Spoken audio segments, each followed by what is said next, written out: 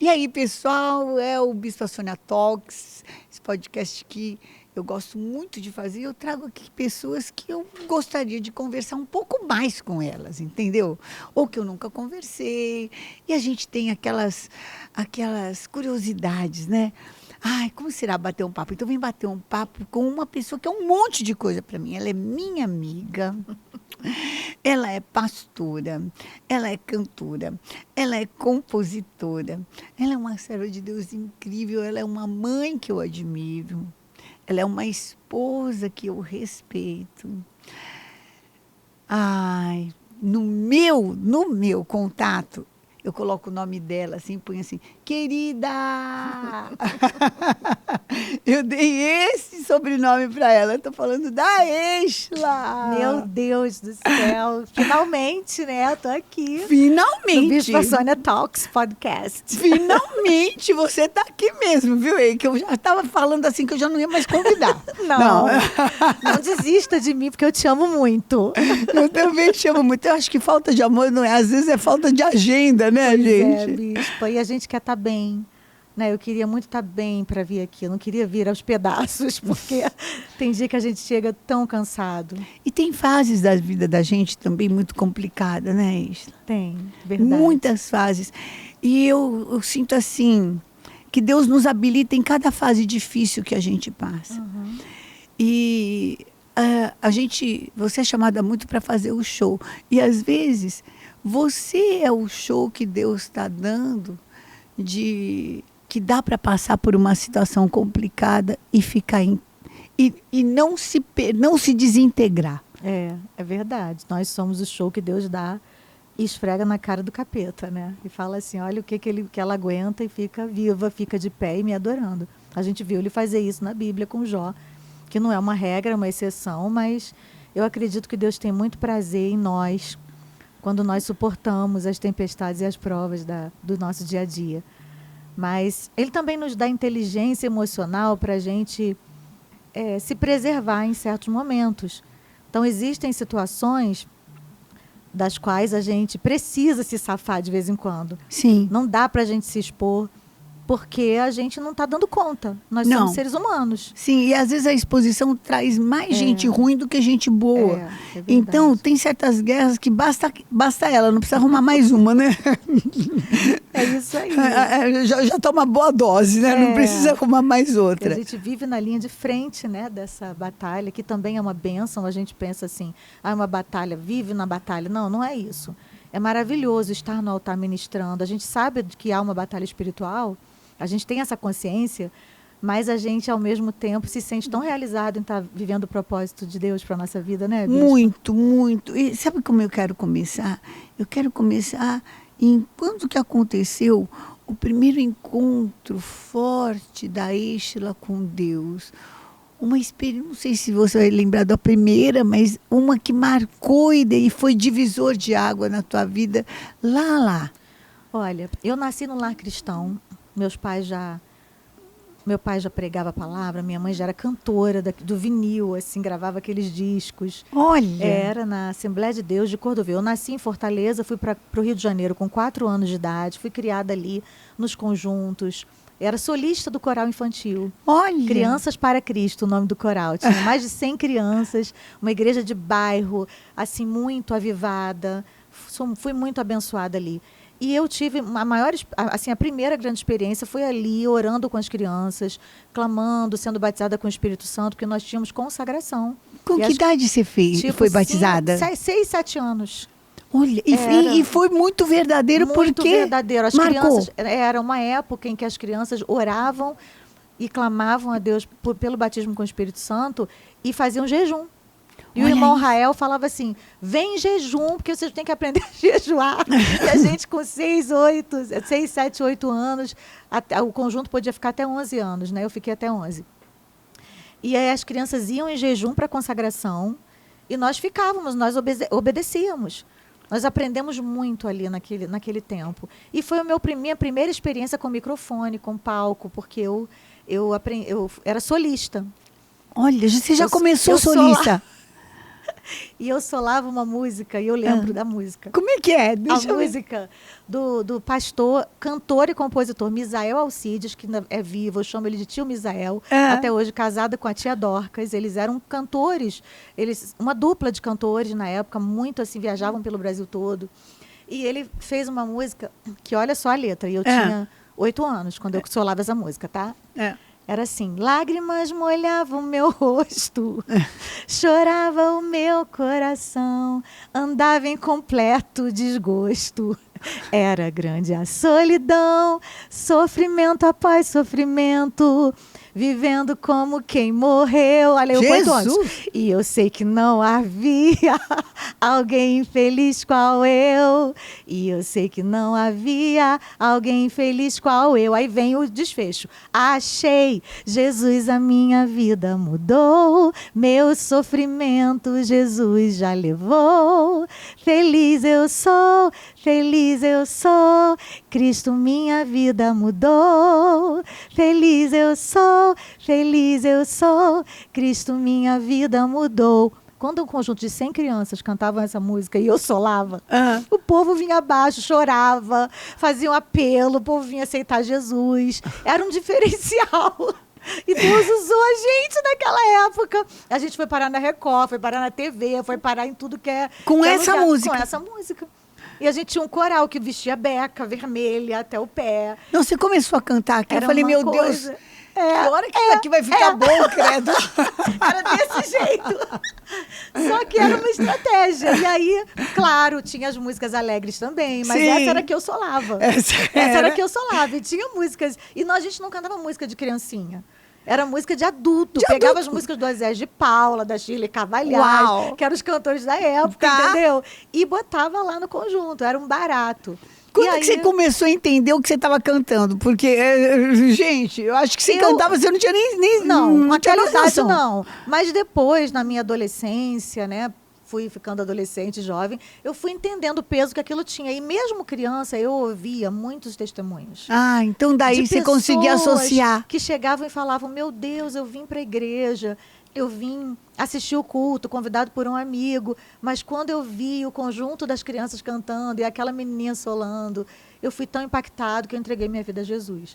E aquilo ali começou a marcar a minha história. Foram os primeiros depoimentos que eu comecei a receber, muito novinha. Não, sim, gente, muito forte, porque hoje, gente, a Estela tem...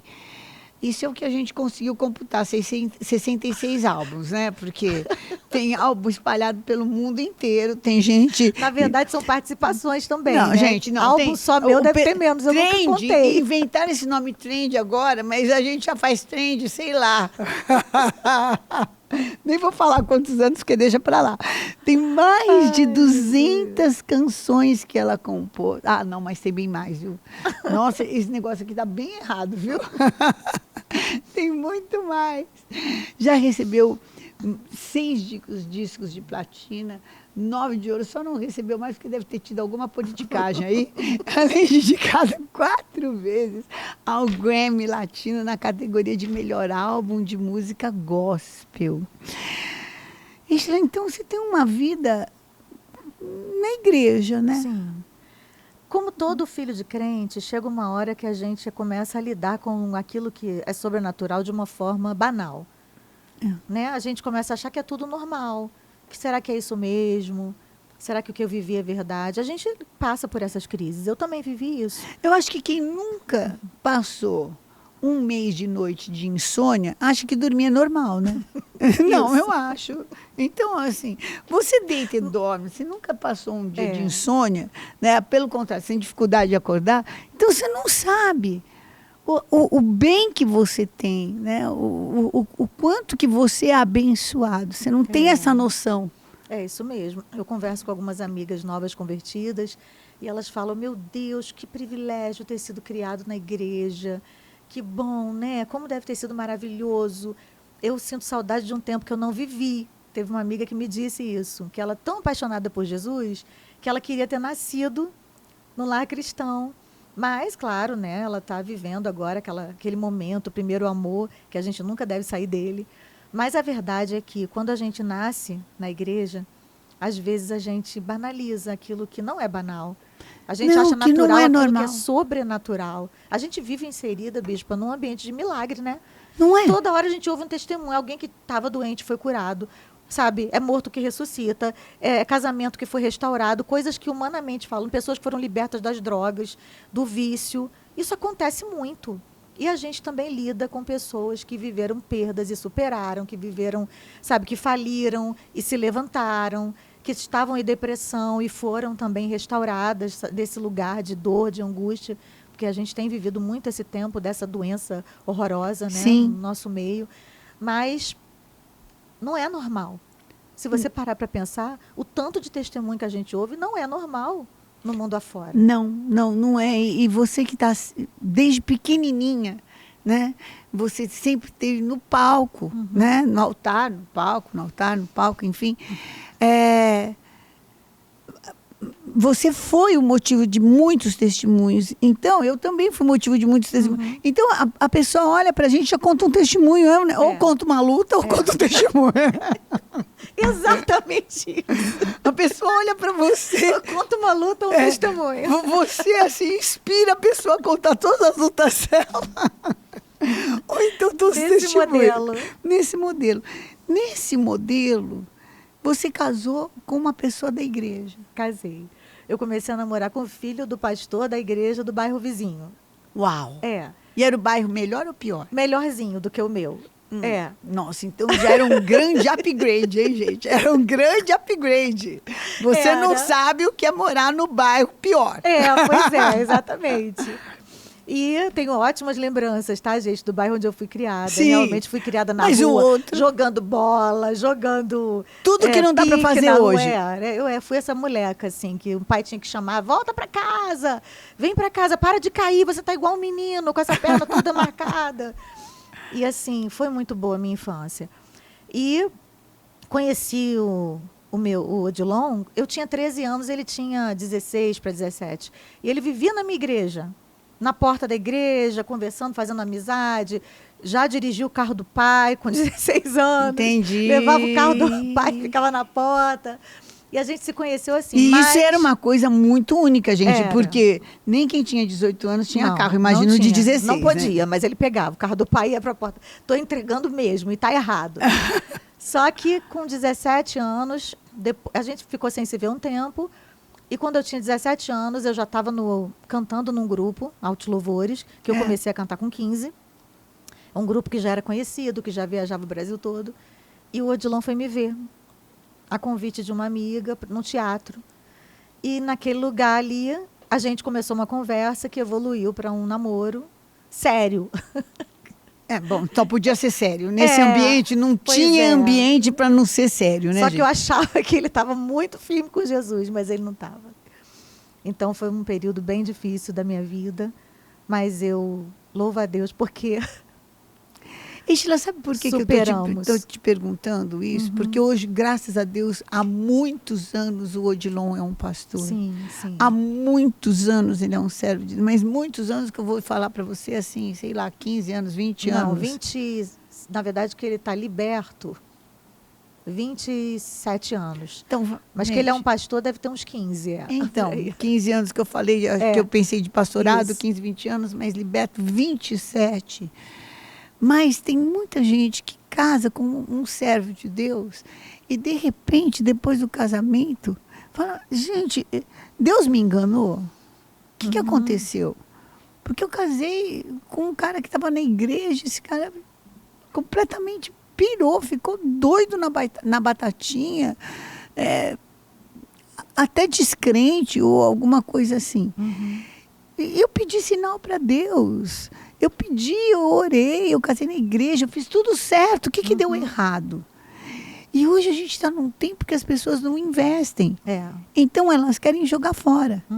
Ah, não, vamos, descasa, quero ser feliz, não vou pagar esse preço.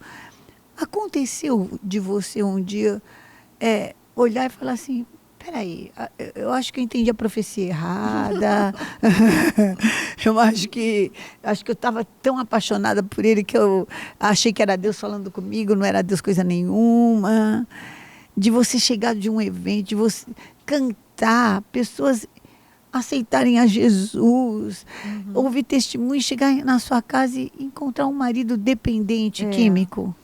No caso do Odilon, eu fui avisada pelos pais dele no primeiro ano de namoro, porque eu comecei a detectar um comportamento estranho, eu não estava acostumada, e eu não sabia o que era uma pessoa usuária de drogas. Porque eu fui criada muito dentro ali daquele mundo, daquela redoma, vamos dizer assim. Gente, que é uma bolha, né? E que é uma benção. Que é uma Glória a Deus por bênção, isso, gente, pelos meus pais. E quando eu comecei a perceber, eu fui avisada. E eu comecei a lutar. Eu já estava apaixonada por ele. E eu falei, eu vou lutar por ele. Não aconselho ninguém a fazer isso sem o acompanhamento dos pais. Tá? Porque quando você é uma jovem e você está namorando alguém que é usuário de drogas, você corre perigo. Corre, e né? eu corri perigo, mas eu tinha todo o amparo dos meus e também pais. Era um outro tipo de droga há 30... cocaína, né? Cocaína, maconha. Mas hoje em dia... Cocaína é ruim em qualquer época da vida. Hoje tem, além do crack, mais 50. Pior. É verdade. Hoje evoluiu o negócio, tá pior. Mas naquela época o forte era a cocaína, o Odilon se envolveu muito, ficou dependente. E foi um tempo dificílimo para os pais dele, que eram um casal de Deus. Sim. Os pastores da Igreja da Assembleia de Deus da Penha, era o pastor José Santos e a irmã Maria. Ele pastoreou 57 anos. Meu Deus! E ele tinha os 11 filhos ali na presença do Senhor, um homem com a reputação ilibada, um homem de Deus, sabe? Um casal de Deus. E eles estavam sofrendo muito, muito, com todos os episódios na vida do Odilon. Quando eles viram o Odilon namorando uma menina crente da igreja, né, filha de pastor também, eles ficaram felizes, acendeu aquela luzinha no fim do túnel. Mas quando eles viram que o Odilon não estava andando na linha, a primeira coisa que eles fizeram foi me chamar e me contar. E aí, eu, por um tempo, escondi dos meus pais. Daqui a pouco eu falei, eu não vou aguentar essa barra sozinha, porque isso é muito sério. E aí eu chamei um outro amigo pastor, um casal de tios meus, que hoje já descansa até no Senhor, e falei, você me ajuda a contar isso para o meu pai, porque eu não quero desistir do Odilon. Uau! E aí o Odilon estava indo para uma casa de recuperação na época, que é um trabalho maravilhoso, desenvolvido pela igreja também. A igreja faz esse trabalho, inclusive a Renascer também tem esse trabalho, né, Bispa? Temos. Que a gente apoia porque realmente é algo lindo, o trabalho que a igreja presta à sociedade. Nenhuma casa está livre de que isso aconteça, gente. Sim, pois é. Nenhuma casa está livre de que, de repente, Satanás, um oportunista, venha para roubar a tua herança. Exatamente. Então, nós precisamos realmente entender o trabalho que a igreja presta, né, à sociedade nessa hora. E a igreja... E você casou com ele desse jeito? Primeiro ele foi para essa casa de recuperação, voltou, ficou bem, por um período ficou bem. Aí ficava entre altos e baixos. A gente chegou a noivar, perto do noivado eu terminei tudo, voltamos. 5 anos nessa batalha. Quando o Odilon teve uma melhora, eu falei, chega, eu vou orar a Deus e vou pedir a Deus uma resposta. Porque Deus, eu não acho que ele é um santo casamenteiro que fica por aí. Não. Te apontando, você tem que casar com esse, com esse. Mas eu acredito muito que ele une propósito. Sim. Então, eu estava orando e eu pedi a Deus assim, uma direção, uma resposta muito direta. Deus falou comigo de diversas formas. Falou no meu coração, falou através de profecia, falou na palavra e falou através do meu pai. Uau. Eu falei para Deus, a última pessoa que eu preciso dessa confirmação é o meu pai. Porque o meu pai é aquele cearense arretado, ciumento, agarrado com os filhos. E eu falei, se o meu pai me abençoar, eu vou saber que mesmo enfrentando dificuldade, eu vou dar conta. Amém. Eu queria a bênção dele sobre a minha vida. Eu sei que os nossos pais não são perfeitos. Sim, eles falham, eles cometem erros, mas ali eu fiz uma prova com Deus.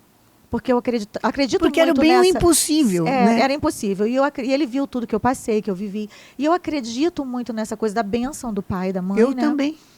Desse princípio que Deus criou. Você sabe que eu também voltei com o Estevão, porque o meu pai escreveu na capa da Bíblia dele que era o Estevão, aquele. Não sabia. Porque a minha mãe não queria. Então eu estou vendo assim, eu estou vendo uma identidade, porque, sabe, a paternidade dá destino pra gente. Sim.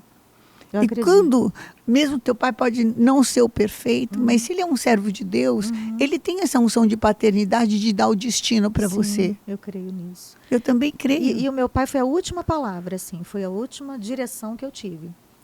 E ali eu falei, então é sim.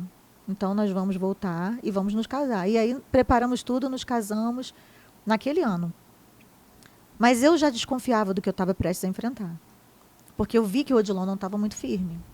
Perto do casamento, ele já teve uma recaída. E quando a gente casou, foi a pior de todas. E eu estava gravando meu primeiro disco. Ah, então mais ausente, né? Eu tinha saído do Altos Louvores e estava gravando o meu disco, o primeiro de todos. Foi um disco que nem foi muito divulgado, mas foi a minha primeira experiência como cantora solo mesmo. Então era muito desafio. Muito desafio. E tudo lá, né?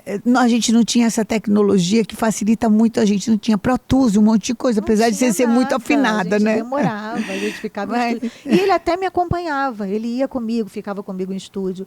Só que ele tinha uma vida paralela. Porque uma pessoa que depende da droga para viver, ela não consegue comer, acordar, comer, fazer nada sem usar a droga. Entendi. E é uma coisa. E quem está ao redor fica codependente. Porque você vive a vida da pessoa, vive no ritmo da pessoa. Ai, onde será que está? O que Sim. está fazendo? Como é que Exatamente. está? Meu Deus. E eu, sem sabedoria nenhuma, com 23 anos de idade que eu casei, de vez em quando eu achava alguma coisa em casa, eu ia lá, botava no vaso e dava descarga. E brigava, a gente Por que você discutia. acha que isso é falta de sabedoria? Porque ele, uma pessoa sozinha, com uma pessoa dentro de casa, em crise de abstinência, comigo, uma jovem, Ah, se ele ficasse violento, se acontecesse alguma coisa, ele podia me machucar. entendi. Mas o Odilon nunca levantou a mão para mim, porque ele não tem esse temperamento. Mas se uma pessoa é dependente químico e ele tem uma tendência à violência, ele pode machucar uma pessoa na falta da droga. E a gente não está aqui para apoiar nada disso. Não, Pelo não tá. contrário, a gente manda denunciar mesmo para a polícia, não fica no mesmo ambiente, não corre esse perigo. Só que eu não sabia o perigo que eu estava correndo. A gente discutia muito verbalmente, a gente brigava. Não, sabe por que eu estou perguntando? Porque muitas vezes eu já vi gente aconselhar, não, pega isso, dá descarga, joga fora. Como se isso fosse impedir a pessoa. Não impede, vai lá e compra de novo. Entendeu? De alguma. Às E vezes outra acaba coisa, até roubando ainda é tudo. pior, porque ele vai ter que correr o risco de ir lá buscar. Né? Que é um negócio. Quer dizer, você não resolve. Não resolve. Há certas atitudes que não resolvem o problema. Então, para que você tomar essa atitude que não resolve? Eu demorei a entender, Bispa, que a minha batalha era espiritual. Sabe? Quando que você entendeu isso? Eu entendi no dia que ele chegou para mim, eu lembro do dia. Foi uma coisa muito pontual, porque o Odilon, a gente já estava 1 ano casado, aí eu já estava gravando o meu segundo disco pela MK, Uau. porque aí já estava na MK. Nesse inteirinho eu fui contratada pela MK, a gravadora onde eu estou hoje, tá? Tá. Eu fui contratada por eles, aí aquele outro disco ficou guardado na gaveta, Tá. porque foi alguma experiência que eu tive, mas que não foi para E não- frente. acabou não desenrolando. Aí eu gravei e tinha uma música muito forte, que o nome dela é Tira-me do Vale. Canta- Tira-me do vale, quero ver tua mão. Tira-me do vale, quero libertação. Chega desse vale, quero agora viver. Quero asas de águia para subir. Quero os pés como os das corças em mim. Essa música é do pastor Livingston Farias. E quem me apresentou essa música foi o Emerson Pinheiro. Ah, O Emerson ainda era solteiro, nem namorava a Fernanda, que inclusive foi eu que apresentei. A gente tem que fazer um podcast das amigas não, aqui, não, hein? não. Nossa, A nós gente precisa. a gente necessita. E aí, quando eu recebi essa canção, eu chorei tanto, eu me derramei, eu falei, eu preciso gravar essa música é a minha verdade. Eu quero isso, eu quero viver isso. E aí, o pastor Livingston, que nem me conhecia, foi apresentado a mim pelo Emerson, pelo pastor Emerson, e eu gravei essa canção. Foi o carro-chefe daquele disco, e a gravadora amou, botou o título do álbum, do CD na época, Tira-me do Vale. E foi o meu primeiro CD mesmo, porque na época eu estava vendo a transição do vinil para o CD. E aí, no dia, o que aconteceu? O momento, você perguntou, o momento em que eu tive esse insight.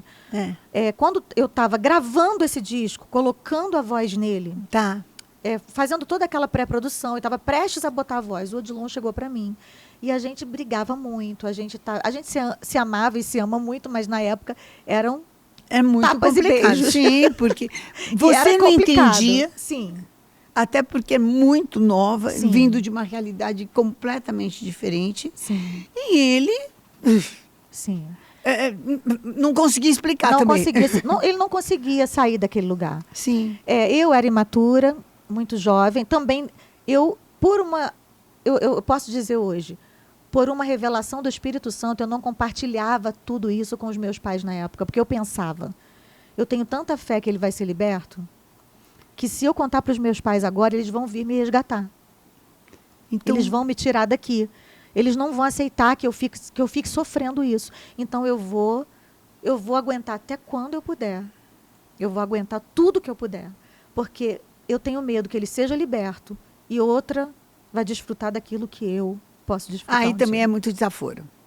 Exatamente. Muito desaforo. Você que já está Exatamente. lutando muito tempo, Isso. por isso é muito desaforo. Uhum. Você pagar o preço, fazer a libertação e a outra levar. Ah, não. Pois é. Aí eu falei, eu não quero passar por isso, eu vou até o fim. E ele chegou para mim um dia e falou, Exla, eu nunca vou largar droga, vai para sua casa, volta para os seus pais. Não vai ter jeito, meus pais oram por mim há mais de 10 anos. E tipo assim, eles são muito de Deus. Se eles Quer não dizer, conseguiram... Se a oração deles não funcionou, a tua é muito. Esquece. Esquece. Aí Quem é eu você olhei- na fila do pão? Exatamente, foi Entendi. nesses moldes. Aí eu cheguei para ele e falei assim, Odilon, antes de casar com você, eu tive uma palavra, eu recebi uma palavra de que você ia ser um homem de Deus. Mais do que isso. Deus me disse que você ia ser um pastor. E que você ia viajar comigo pelo mundo todo, fazendo a obra de Deus e pregando a palavra. Meu Deus. Eu fico com essa promessa. E a partir de agora, você vai conviver com outra esposa. Você não vai mais me ouvir gritar aqui dentro. Eu não vou mais brigar com você. Eu não vou mais gritar. Eu não vou mais fazer escândalo. Eu não vou mais jogar nada fora. Agora, você vai ser tratado como o sacerdote. Eu vou começar a te tratar como você vai ser. E fiz esse pacto com Deus. E comecei a tratar o Odilon com toda a honra que ele não era tratado. Porque ele era tratado como drogado. Tá. E eu comecei a tratar o Odilon como chefe da minha família. Você começou a se relacionar com a promessa. Sim. E não com a realidade. Exatamente isso. E aí o Senhor tocou no meu coração. Guarda isso. Guarda isso, você está assistindo. Porque não dá para a gente viver todos os dias enxergando o que você enxerga hoje. Uhum. Mas dá para viver enxergando o que você vai ser amanhã. Uhum. Exatamente, bispa. E eu comecei a me comportar dessa forma. Comecei a tratar a minha casa com mais atenção, ter mais carinho com o meu marido e não perder tanto tempo brigando com ele. E eu ainda tinha um pavor, tá? Que me assombrava. A qualquer momento alguém pode me ligar. Às vezes o telefone tocava e eu ficava, Jesus, será que é alguém dizendo, vem socorrer o Odilon? Uma Vem salvar overdose. ele. É uma overdose, porque eu tinha esse pavor no meu coração. Eu não queria ficar viúva com 23, 24 anos. E eu amava muito o Odilon, então aquilo para mim era, né, o fim do mundo. E quando eu mudei o comportamento, parece que o mundo espiritual se moveu também. Eu acredito que quando a gente se move, o céu se move. Ah, mas com certeza. Com certeza. Porque você... Sabe, eu acho que essa fala dele fez você... Me desafiou. não é só entender o porquê. Eu estou aqui mais do que por causa do meu amor, por causa da minha fé. Uhum. Eu acredito que o que Deus falou para mim é verdade. Uhum. Então, vai ser minha verdade daqui para frente. Eu não tenho feito, eu só acreditava, mas não tenho feito dela a minha verdade. Agora, a partir de agora, vai ser a minha verdade. Amém. E foi isso mesmo que aconteceu. E eu me livrei de algumas distrações. Eu entrei na guerra. Eu falei, Deus, não tem tempo. Que distração, por exemplo? Muita música que não era... Não estou julgando aqui ninguém. Sim. Mas na época eu tinha muitas pilhas de CDs que eu carregava da minha... Discos, né? Porque na época ainda era disco depois misturou com CD. Que eram pessoas que eram sua carregava, referência, não que você eram- gostava. Não, porque a música é uma ministração também. Ela né? é. Eu não estou dizendo, não estou falando contra quem está ali ouvindo, está estudando, está pesquisando, e nem estou julgando as pessoas Não, que mas fazem no teu isso. caso era Mas isso. no meu caso, eu estava numa batalha tão grande, eu precisava ser ministrada 24 horas por dia por palavras que falassem sobre o meu futuro e sobre aquilo que eu queria viver. Não dava. Não dava para eu perder tempo. Não dava. Deus cobrou isso de mim. Então, eu realmente abandonei essa prática ali e eu cortei isso da minha vida. Eu gostava de sentar e ficar vendo uma novela, Tá. e aí ficava lá chorando. Aquela coisa. Era muito Para sair um nova. pouco da Aquele realidade, mundo, né? Que eu não tenho nada contra você assistir uma série do Netflix, mas eu acho que hoje, por exemplo, a gente está muito, muito distraído com tudo. A gente também precisa tomar conta disso. E se você Não quiser ter vitória, você precisa Exatamente. focar. Se você está numa batalha, você precisa entender, fazer horário, marcar a hora. Sabe o que eu faço hoje? Eu marco a hora no meu celular. Despertador para orar. Amém. Porque a gente vive num mundo que a gente está o tempo todo conectado. Hoje o mundo é outro. Verdade. Né? É diferente daquela época. Hoje Verdade. você não tem a hora da novela que você senta e vai assistir. Hoje, a hora que você quer, você pega o teu smartphone, você pega o teu tablet, você pega na tua Smart TV e você conecta ali e assiste. Mas se você conseguir priorizar o reino de Deus, sabe? Eu falo com as minhas mulheres lá da igreja, bota para despertar pelo menos uma vez no teu dia. Uma vez. Tem gente que passa o dia inteiro e não ora uma vez. Aí depois tem a cara de pau de vir pedir para a gente botar a mão na cabeça para orar. É muita Eu coisa. sempre tive as minhas intercessoras, bispa. Inclusive, nessa época, eu tinha a Fernanda, que já era minha amiga Tá. e já orava comigo, mas eu tinha também a irmã Sara, que é uma irmã de oração mais velha do que eu, que me aconselhava e ela passava as madrugadas acordada comigo. Quanto tempo durou? Esse período de casamento, pouco mais de um ano. E Entre a libertação? noivado e casamento, 7 anos. A libertação do Odilon, 11 anos. 11 anos. 11 anos. Só que o meu período de casamento, depois que eu me posicionei, 1 ano. 1 ano. Entendeu? Depois que eu me posicionei em Deus, 1 ano, Deus fez a obra na vida dele. Que se bateu, deu murro em cima de faca, 10 anos. Um pouco menos, porque ele já veio antes. Já vinha uns melhorando 7 um anos. pouco. Uns 7 anos. Isso, exatamente. E daí que ele estava tentando, de alguma forma, Sim, mas... idas e vindas, altos e baixos. altos e baixos. Aí foi que você pegou para guerrear. Pra de guerrear, verdade. Para guerrear, que eu entendi o poder de um posicionamento no mundo espiritual. E nunca mais eu parei de usar esses métodos que Deus me revelou ali. Posicionamento, louvor, adoração, sem murmuração. Sem muito murmuração. difícil. Sem murmuração. Grifa isso. Grifa aí, tá? Grifa, sem murmuração. Olha, tem um dos versículos que não é aquele que eu mais amo, mas é um dos que eu mais vi na minha cabeça. Que, por causa da murmuração, eles trouxeram o exterminador. Gente, exterminador é aquilo que não deixa nada, não tem mais raiz para brotar mais nada. Eita. Você extermina a tua bênção. Você já pensou isso? Forte. É nesse nível. E aí, teve assim um grande momento, que foi bem marcante, que foi quando eu coloquei a voz nessa música Tira-me do Vale. E eu, dentro do estúdio, eu me tranquei no estúdio, orei e falei, Deus, eu estou prestes a viver um novo tempo. Eu estou prestes a começar um ministério itinerante também. E como que vai ser isso? Meu marido, nessa condição, eu creio na tua promessa, mas hoje eu estou precisando de uma confirmação de que eu estou no caminho certo. Dentro do banheiro, de joelho, orando, do estúdio. E aí eu fui para casa, depois de colocar a voz nessa música especificamente. E quando eu cheguei em casa, o meu marido chegou 3 da manhã. Tá. Para provar a fé mesmo, Isso. né? E quando ele chegou, ele se ajoelhou no pé da cama. Ele falou, acorda. Eu estava acordada, fingindo que estava dormindo. Acorda que eu quero que você ore por mim e você vai orar desse jeito. Ou Deus me leva, ou Deus me transforma. Foi assim que ele pediu para orar por ele. Bota a mão na minha cabeça e ora, Deus, ou leva ele ou transforma, mas como ele está, ele não quer ficar. E o que aconteceu nesse inteirinho? Enquanto eu estava lá orando de joelhos, dentro do banheiro, nunca menospreze uma oração dentro de um banheiro, Tá. no trabalho, na repartição, onde quer que seja.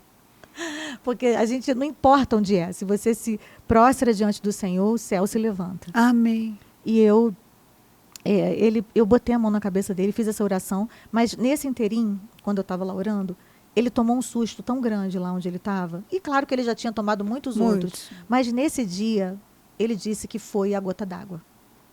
Tem um momento da gota d'água, né? Tem um Gente, momento às vezes a gota d'água não é o pior que aconteceu. É o que fez transbordar. Nesse dia transbordou. E várias coisas aconteceram. E o Odilon realmente não queria mais viver. Ele falou que no trajeto para casa ele veio provocando acidente. Uau. Ele veio querendo ser parado numa blitz e vazar. Ele veio querendo que uma bala perdida encontrasse ele. Sabe, foram tantos sentimentos que passaram pela mente dele, o inimigo querendo acabar com a vida dele. O carro dele subiu na divisória da pista da Avenida Brasil, ficou com 2 rodas para cada lado. Tudo aconteceu. Até que finalmente ele chegou em casa. E quando ele chegou, me pediu para fazer essa oração. E eu orei. Foi uma oração difícil, de entrega, que eu não queria. Sim. De jeito nenhum que Deus levasse o Odilon. Nem que ele tivesse preparado. Mesmo que ele dissesse, vou levar porque está salvo. De forma alguma, eu queria que ele ficasse. Mas Deus atendeu o clamor do meu coração e realmente, daquele dia em diante, o Odilon não usou mais droga. Ele foi para um retiro espiritual da igreja. Eu fui para Macapá com a pastora Antonieta Rosa na mesma semana. E naquela semana ali, Deus completou a obra. Amém. E ele voltou do retiro transformado. Eu voltei renovada. Amém. E 1 ano depois, a gente estava ali pelo Brasil viajando e cumprindo aquilo que Deus prometeu. Sabe por que eu te perguntei isso? Cada vez que eu olho para você, eu vejo em você um case de Deus, de uma mulher mais que vencedora dentro da sua família. Amém. Porque as experiências mais contundentes dentro de uma família, e eu sei, porque eu te conheço, que o teu grande valor não é dinheiro, não é a família. Depois de Deus é a sua família. Com certeza. É o seu grande amor, é a sua família. E Deus permitiu que você fosse provada na sua família de várias formas. Uhum. Você entende que essa tua disposição de Deus de casar já para uma aprovação, olha, você vai casar para ser provada, foi um treinamento para as outras? Acho que sim, acredito. Te ajudou? Me ajudou. Nas outras? Me ajuda até hoje, porque quando eu vejo o milagre que Deus fez na vida do Odilon, era algo muito improvável. Era algo assim que todas as pessoas diziam, não tem jeito. Ele não tem jeito. Era a frase que estava na boca do povo. Eles olhavam para o pastor José Santos, para a irmã Maria e diziam, coitados. E olhava para você e falava, coitadinha essa menina. Onde essa garota foi se meter? Um futuro tão promissor. Uma menina tão bonita, uma menina cantava, podia fazer muita coisa. Mas eu louvo a Deus, porque realmente hoje o meu marido é o meu pastor, sabe? E não foi só eu que ajudei o Odilon a sair daquele lugar. Ele também me ajudou a sair de um lugar de comodismo, de inocência espiritual. E gente, essa inocência espiritual, ela é maléfica. É maléfica, porque a gente pensa que está tudo zen. Não, a gente fica achando é. assim, sabe? Que o céu que o céu ele tá de fogo, o inferno tá calmo. Mas não é assim. Existe uma batalha. Eu vou fazer esse podcast em dois tempos. Mas eu quero terminar esse primeiro tempo. Porque a gente passou aqui coisas muito fortes. Uhum. E se a gente for passar mais muitas coisas fortes, de repente, aquelas muito fortes que a gente passou aqui, elas acabam não tendo a relevância que elas precisam ter. Uhum. E eu preciso falar isso.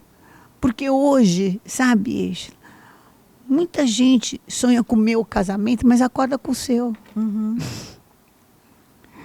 E essa pessoa, ela precisa entender que ela pode chegar naquele... Meus 46 anos de casada, graças a Deus. Eu vou fazer 30.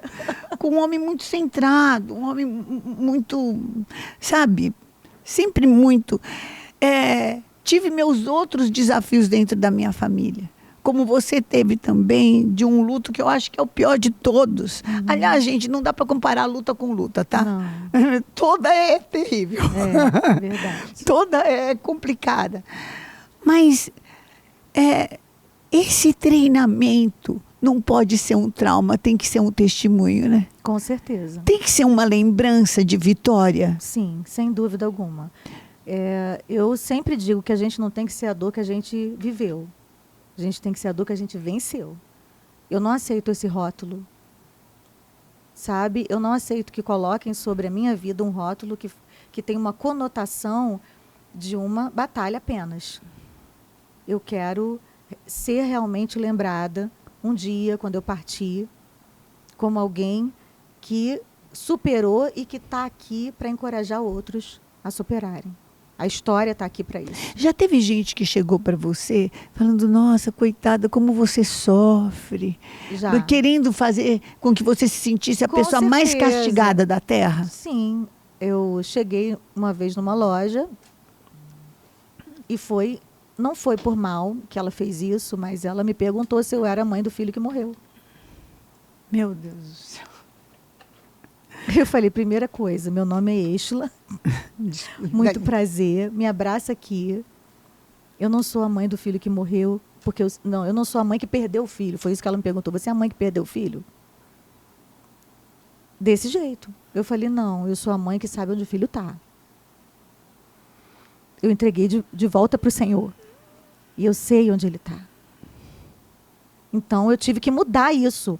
Mas, na hora, me deu aquele susto. Eu falei, Deus, é Olha isso? Olha o nome. É isso que, de repente... Gente, ela não tem culpa e nem estou falando que ela era endemoniada, não, nada. Não. Mas olha o nome que o inimigo queria que você assumisse. Exatamente. A mãe que perdeu o filho.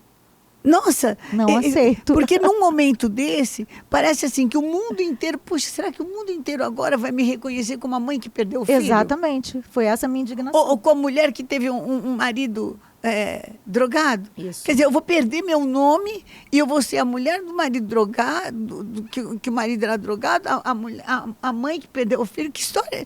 Olha os nomes que o inimigo quer trazer para você. Mas, bispa, a humanidade é assim, a gente cita as pessoas pelos rótulos, né, pelas dores. E a gente precisa tomar cuidado para não assumir essa identidade derrotada que o inimigo quer. Exatamente. Que a gente assuma, porque derrotado é ele, né? Ele que é derrotado, ele já perdeu. E na hora eu não aceitei, eu fiquei... Você teve esse indignada. insight? Tive, na hora, me deu aquele susto. Era recente? Tinha um pouco mais de um ano que tinha acontecido. Porque agora está fazendo aniversário, né? Daqui um pouquinho... Fez agora. É uma data que a gente não queria ter nunca no calendário. A gente não queria lembrar. Mas vai fazer o quê? Não tem como passar por cima. Passar por ela. A gente sempre lembra, né? Agora com mais leveza. Né? Eu sempre digo isso para as mãezinhas, que a dor da saudade, a gente se acostuma com ela, mas a graça aumenta, a força aumenta. Não é que a saudade vai embora, é que a graça aumenta. Sabe o que eu sinto? Eu vi uma vez uma mulher que ela não tinha os braços e ela fazia tudo com os pés. Ela até pintava. Uhum. Então, para ela, tinha que ter uma graça muito maior, um empenho muito maior, um poder muito maior, uma habilidade muito maior do que quem tinha os dois braços, as pernas. Então, eu acho que quando alguém passa por uma situação dessa, tem uma porção maior de graça de Deus sobre a vida da gente. Eu acredito. Para a gente conseguir fazer o que todo mundo faz com maior facilidade. Isso, exatamente. Até para a gente conseguir acordar, escovar o dente. Sim. Primeiro são essas pequenas tarefas. Sim, porque não dá vontade de levantar da cama, né? E depois, eu lembro que eu falava para Deus, eu nunca mais vou conseguir cantar. Eu nunca mais vou conseguir Você passou por isso compor. Também. Olha! Gente! Olha, quando você pensa uma coisa dessa, acho que só você que está pensando isso. E eu pensei, eu nunca mais vou conseguir cantar uma canção de júbilo num show, num evento. E sabe que a primeira vez que eu fui cantar uma canção de júbilo, o demônio pegou uma pessoa no meio do povo. Meu Deus! Uma canção de júbilo. Meu Deus! E o demônio A pessoa subiu, assim, escalou o palco, um palco altíssimo, que não tinha como alguém subir ali se não fosse de maneira sobrenatural. E ele queria me derrubar lá de cima. Meu Deus. A gente teve que orar para expulsar o demônio. Olha como é espiritual. Sim. Olha Porque o como esse inimigo não quer que sentimento a e gente pensamento. Gente, Satanás é oportunista. Não pensa que ele vai respeitar a tua dor, não. Ele vai se aproveitar dela para te arrebentar. Exatamente. E quando eu vi aquilo ali, eu falei, meu Deus, no meio de uma música de júbilo, que é a primeira vez que eu estou cantando aqui, depois desse episódio de tudo terrível, isso, eu falei, Deus quer que eu volte a cantar canções de júbilo pela fé. Amém. Então eu comecei a cantar. Pela fé. Pela fé. Como você começou a se relacionar com o seu marido pela fé. Exatamente. Olha isso. E aí, às vezes, a gente tem até que sorrir pela fé, né, Bispa? Com certeza. Às vezes você não está com vontade de rir, mas você dá um sorriso pela fé. Não, pregar pela fé. Pregar pela fé. Ministrar para pessoas que estão precisando viver aquilo que você ainda não está vivendo. Não. Sabe? Ministrar a cura que ainda não chegou, o milagre que ainda não aconteceu na sua vida pessoal, mas você está ali ministrando. E eu acredito, e nesse trajeto, Deus opera na nossa vida. Eu acredito plenamente no que o Salmo 126 diz, que aqueles que vão andando e chorando, lançando a preciosa semente, eles vão voltar, sem dúvida, com alegria, trazendo os seus molhos. Deus já está preparando a nossa colheita, sempre está preparando. E eu tenho vivido, sim, um tempo de colheita. E tenho vivido um tempo sobrenatural, de alegria. E eu acho que só o fato de eu estar olhando para o futuro, projetando novas coisas, tá já é um linda, grande tá milagre. cantando, tá gravando. Sim. É um grande trabalho milagre. novo. Eu quero terminar esse primeiro, porque ela já sabe que ela vai ter que vir para um segundo. Lucas, você me traga a sua mãe. Entendeu? Amém? Então, quero saber qual que é esse novo trabalho. Então, eu estou lançando agora um álbum completo, mas só que Olha, a gente está na primeira música ainda, porque agora mudou não, tudo. Né, agora sim, você vai lançando. Vai ter que ir lançando aos suaves poucos. prestações. Pois é, para vocês irem se acostumando. Então já está em todas as plataformas digitais, já está na Rádio Gospel. Já. Nós somos os primeiros. Pois é, a canção O Tanque de Betesda. É uma canção que eu compus em parceria com mais 2 compositores, o André Freire e o pastor Lucas. Uma canção linda que fala da passagem do paralítico do tanque de Betesda. Canta um pedacinho. João 5. O refrão diz assim, pega a tua cama e anda, se alguém te perguntar por quê, você carrega aquilo que um dia te aprisionou e te fez sofrer. Pega a tua cama e anda, se alguém te perguntar por quê, ela é uma evidência de que nada é impossível àquele que crê. Nada é impossível para você. Nada é impossível para você. E tem uma música que eu sei que você compôs junto com o Lucas. E que ela falou para mim também. Uhum. Porque eu também estava num processo de cura de luto. E eu quero terminar com ela. E dizer que se de repente você não viveu o milagre que você queria, mas você está em pé, está crendo, está acreditando que é muito ruim o que você está vivendo, mas deve ser o melhor, porque Deus é que controla a tua vida, não é o diabo. Deve ter alguma coisa muito boa aí que agora você não está conseguindo entender, porque está muito ruim, está muito dolorido. Mas você preferiu acreditar que isso é o melhor para você. Então, para você que está nessa situação de viver muito ruim, mas preferiu acreditar que isso é o melhor e que daqui a pouco você vai ver propósito, essa música é uma das minhas preferidas. Um milagre sou eu. Você não viveu aquele que você queria, mas o milagre é você estar de pé e acreditando ainda. O milagre é você ainda estar amando a Deus, porque o que o diabo queria era que você não tivesse nem de pé e nem acreditasse. Mas então deixa eu contar nesse podcast que vai ter que se estender só mais um pouquinho. Vai. Como foi que essa canção nasceu? 2 dias depois que Deus tinha levado meu filho, eu tinha enterrado o Mateus. E a Bispa Sônia era a pessoa que eu acessava o tempo inteiro. Porque num momento como esse, você quer saber o que as pessoas, o que as leoas, as sobreviventes, as guerreiras vitoriosas do Senhor. Porque vitoriosa não é aquela que não passa por luta, é aquela que passa por cima da batalha em Deus. E a bispa estava num momento muito terrível da vida dela também. E eu fiquei, meu Deus, como ela aguenta isso? Por várias vezes eu me perguntei.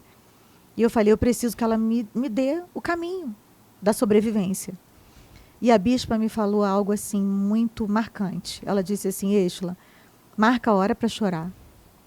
Não seja engolida pelas lágrimas e chora no altar. Você lembra disso? Lembro. E coloca tudo no altar do Senhor. Enquanto você chora, adora a Deus. Adora a Deus. E eu obedeci. E eu me tranquei no meu quarto. E comecei a adorar sem vontade, sem ânimo. Claro, a gente não tem vontade nem de viver. E eu posso dizer aqui, sem dúvida nenhuma, que foi o pior momento da minha vida.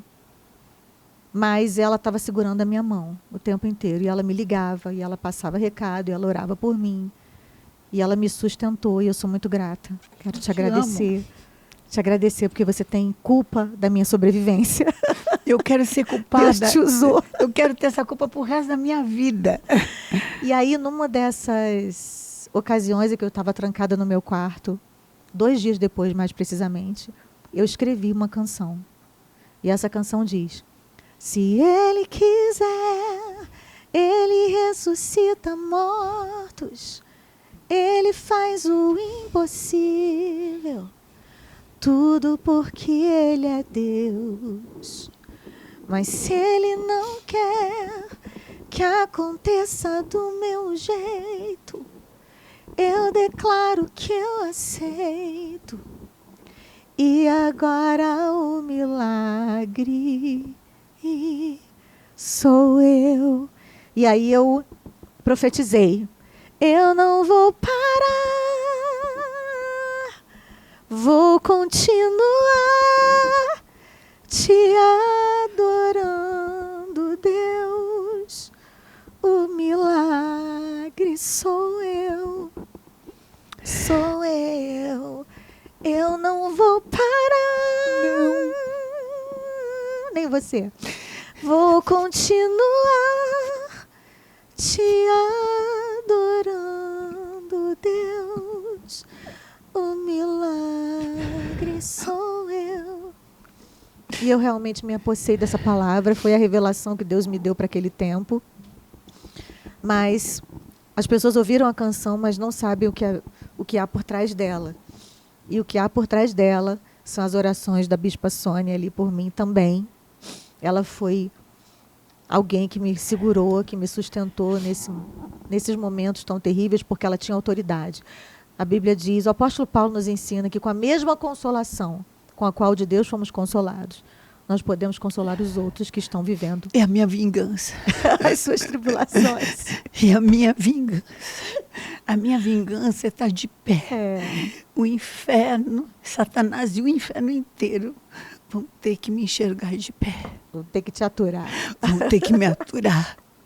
Vão ter que te aturar, Êxola. Amém. Sabe? Porque se Deus nos deixou vivas é por um propósito, né? Por um Bispa? propósito. Deus é o nosso Pai, Ele não é torturador, Ele não é nosso acusador. Essa é a minha missão. Ele é o nosso amor. Essa é a minha missão, essa é a tua missão. Eu não vou comparar minha missão com a missão de ninguém. Sim, claro.